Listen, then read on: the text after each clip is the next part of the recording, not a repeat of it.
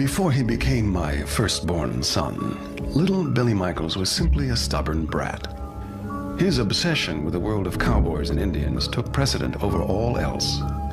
Any attempt to drag Billy out of his fantasy world sent him flying into a rage. His parents thought it all a harmless phase, until the day that a neighbor boy discovered a real bow and arrow in his father's closet and taunted the notorious Cowboy Billy into a duel. But Billy's toy cap gun was no match for the steel-tipped arrow that took his life. His rebellious attitude and refusal to accept defeat was a perfect fit for my violent circle of angry spirits.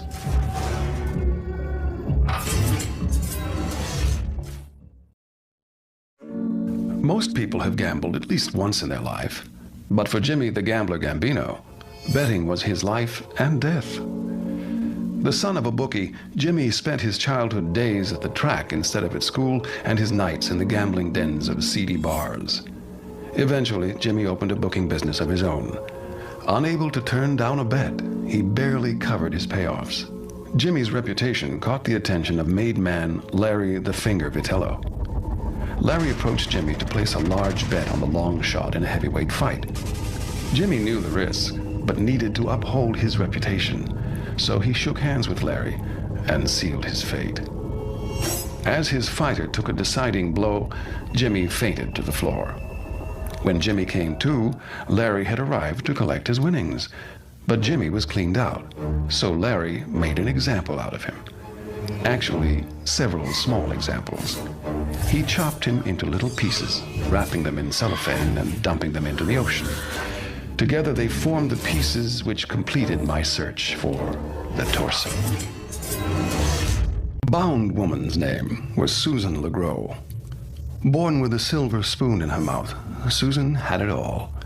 Her parents were the wealthiest people in town, which made Susan the most popular girl at school. Life couldn't have been more perfect, but Susan's one flaw was how she treated men. Flirting and toying with whomever she chose, she left a long trail of broken hearts. Her friends warned she'd live to regret her ways, and they were half right. In Susan's senior year, she dated the star football player Chet Walters. The night of the senior prom, Chet caught his prom queen in another boy's arms. The next morning, the boy was found clubbed to death, and Susan was missing. 2 weeks later, Susan's body was found, buried beneath the football field's 50-yard line, bound in rope and strangled to death. Arrested and put on death row, Chet's last words were, "The bitch broke my heart, so I broke her neck." That jealous monster would have made a nice compliment alongside Susan. Such wretched words and behavior, but his results were quite fitting. The easiest choice had to have been the withered lover, considering Jean Criticos was my nephew's wife. Her burnt and tortured soul held just the magnitude of suffering I required. As a wife and mother, Jean was loving and devoted. I must say that my nephew married a wonderful and proper woman. But their happiness came to a fiery end one fateful night. After decorating the family Christmas tree, the family had snuggled together in front of a roaring fire. In the dead of the night, a still smoldering log rolled out onto the carpet, igniting it instantly. The smoke alarm sent Arthur into one of his famous panics. He rushed down the hall to save his children, assuming, of course, that his wife would head outside. Arthur soon realized he had assumed wrong. The firemen kept Jean's family from going back in after her. Poor Arthur was devastated by not saving her, but her oh-so-tragic death served my needs perfectly. The angry princess was a young woman whose beauty became her ruin. Dana Newman was blessed with the natural looks of a goddess, but cursed with an inability to recognize it. Her vanity and insecurity was only fueled by a string of abusive boyfriends. By the time of her 20s, depression had dragged Dana into a downward spiral of self-loathing that doctors struggled to save her from. Her desperate search for perfection led to employment with a plastic surgeon, where her wage was paid in nose jobs, breast implants, and an endless array of other needless procedures. Alone in the office one night, Dana tried to perform surgery on herself in a desperate attempt to remove an unperceivable imperfection on her face. The unorthodox procedure went horribly wrong, and she was left blinded in one eye. She finally gave up on achieving perfection and mutilated herself in a bathtub until her veins ran dry. When they found her, they said that she was as beautiful in death as she was in life.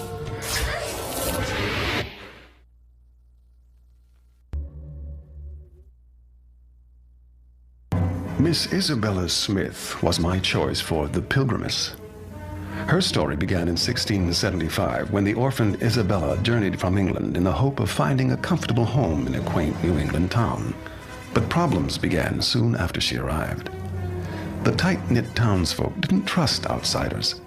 When their livestock started to die mysteriously, the town's preacher accused Isabella of witchcraft.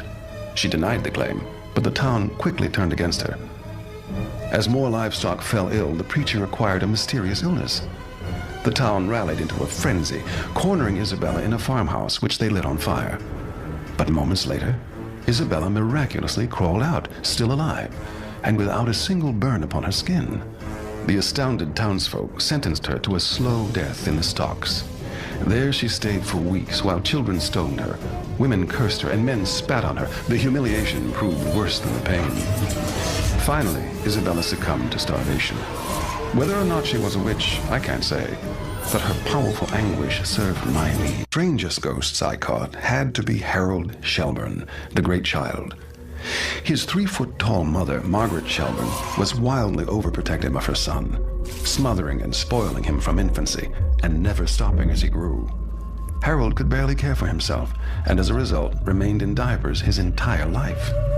Mocked at every turn, they sought refuge with the traveling freak show run by a man named Jimbo.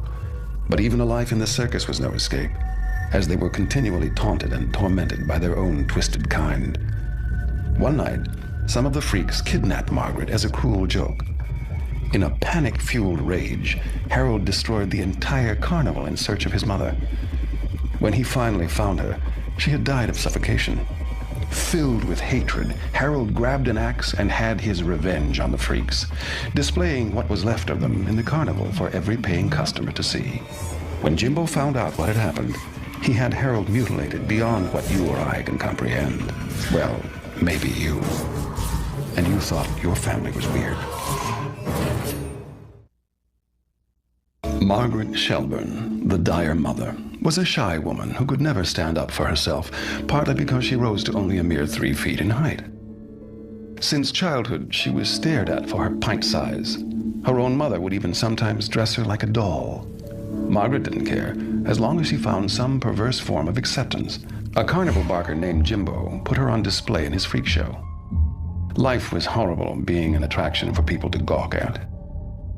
One night, while sweeping up a donkey pen, she was raped by the tall man. She spawned a beastly offspring of her own. Oh, she loved her dear son Harold, more than life itself, never letting him out of her sight. The circus workers teased and tormented them relentlessly, a conflict that played itself out with bloody resolve that left nearly the entire circus free of life, including poor Margaret and Harold. Well, as they say, there's no business like show business.